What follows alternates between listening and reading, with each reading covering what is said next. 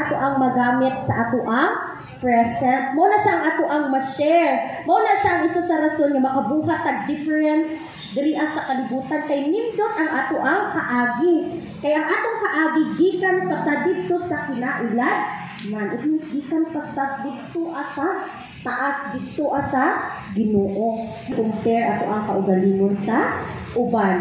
Not all people, paminaw mo, not all good people gitawag sa Ginoo. Kung ay nindot siya lang sa Ginoo, dili para mahimo magmalambuon sa kalibutan.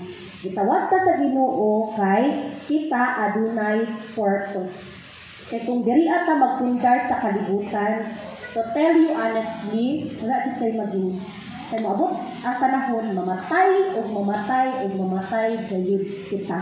O bisag unsa nga ato ang napundar di nato na magdala. Mo na unsa ang ikaong ingon sa uban. Ug labaw sa tanan kung naa may unang mudasig sa imong kaugalingon dili ang ubang tawo kinsa man.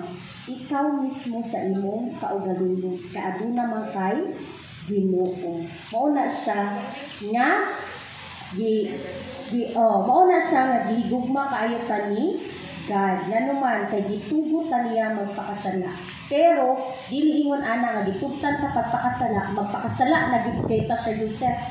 It means gusto ni God na gamiton nimo na ang pagpakasala para magtan-awan nimo kung unsa man ang profession nga naa ka dira asugdi. Dili kinahanglan nga magsanyaw ka nga moadto pa kag laing lugar. Start kung asa ka gabarog karon.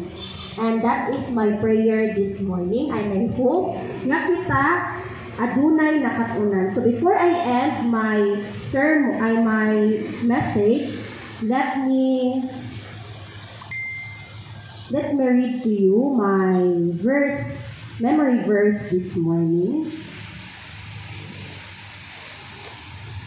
Makita ni siya sa Isaiah chapter 64 verse 8. It says, "Yet you, Lord, are our Father. We are the clay. You are the potter. We are all the work of your hands."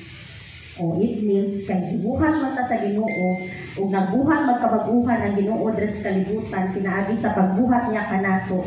Pagbuhat pod o kabaguhan kung asa man ka karon pinaagi sa pag-message, pagsangyaw sa maayong balita sa ato ang amahan. Teacher, you are called, gitawag ka nga dunay purpose. And God bless us all. Good morning once again.